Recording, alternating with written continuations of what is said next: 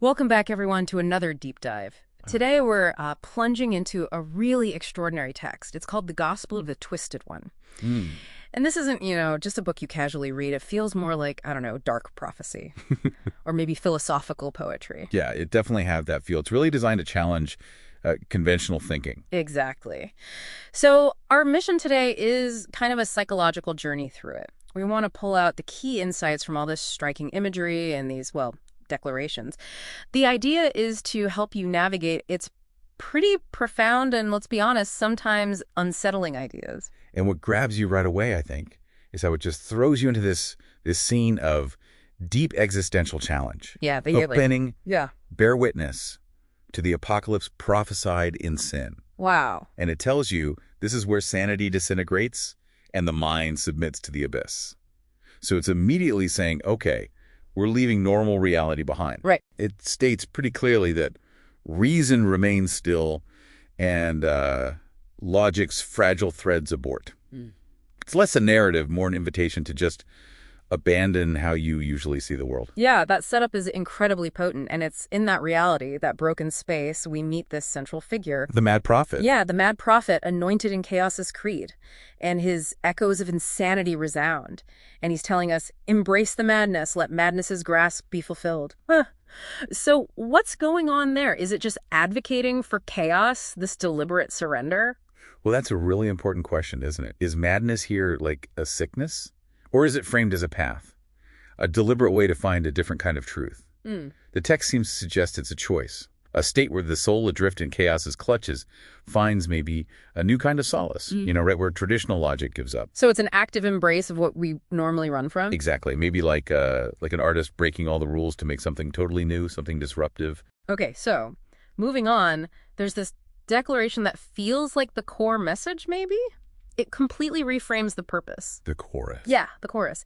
It says, the twisted one comes not to save, but to sunder the chains of illusion and liberate the soul. And the words spill from tongues pierced by holy thorns, invoking the dam's oracle. That's intense imagery. What's so radical about this idea of freedom?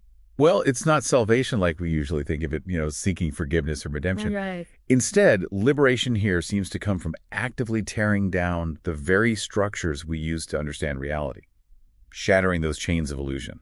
A bit like scientific revolution forcing us to rethink everything we thought was solid truth. Okay. And that imagery, the holy thorns, piercing tongues, it implies that speaking this new truth is painful, maybe even blasphemous or anti-establishment. It costs something. And this different kind of liberation, this painful truth-telling, it seems to set up a direct challenge to power, right? Yeah. The text declares, I transcend both light and shadow, I'm the Lord of Madness, and the reason given is, for you have turned from the divine king.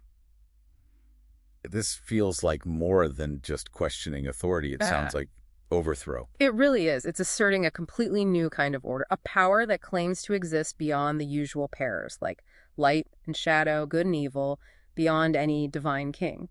So the old divine is abandoned, basically. That's the implication. Creating a kind of void, maybe. And this Lord of Madness steps into it.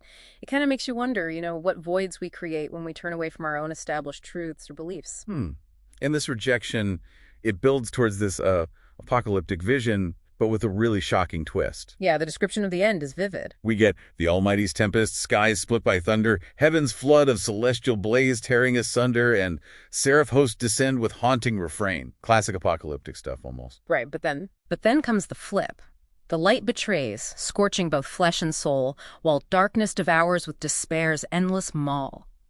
That just completely inverts how we normally see good and evil. It's a stunning reversal. Light, the thing we automatically link with good, with truth, with salvation. Yeah. Here it becomes destructive, treacherous even. It scorches. Right, betrays. And darkness, usually the villain, it's presented more like, just a different kind of destructive force, a devouring maw. Not necessarily evil, just consuming. Yeah. It really forces you to question those fundamental assumptions, the ones we learn almost as kids, about light and dark. What if the things we trust as good can actually harm us? Okay, so after all that, all the breaking down of reality, truth, light and dark, the text leaves us with this really chilling paradox at the end. The final line. After everything, the chorus repeats, for God loves you, but then immediately you get Jester's laughter. And the line, creation trembles, Madness rising to play. What are we supposed to make of that? The irony seems huge. It's incredibly provocative, isn't it? That declaration of divine love, but paired with the jester's laugh and this image of trembling creation. It forces you to ask, well, what kind of love is this? Right. Is it sincere? Is it deeply ironic?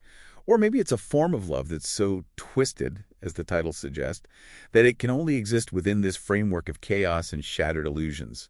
It demands a radical rethink of what love might mean when everything else, all the usual rules, have been thrown out. Wow. We've definitely journeyed through some intense territory today. Themes of chaos, illusion, a completely reimagined divine story. It's certainly not a comforting read, but undeniably makes you think. Absolutely. Yeah. And maybe that's the point. After exploring the gospel of the Twisted One, the real question is, what does it make you question? About truth, about liberation, even about love, especially when it's presented through such a challenging, unconventional lens. This text isn't just presenting ideas. It explicitly says it wants to sunder the chains of illusion. So the final thought maybe is, what illusions might you be holding on to?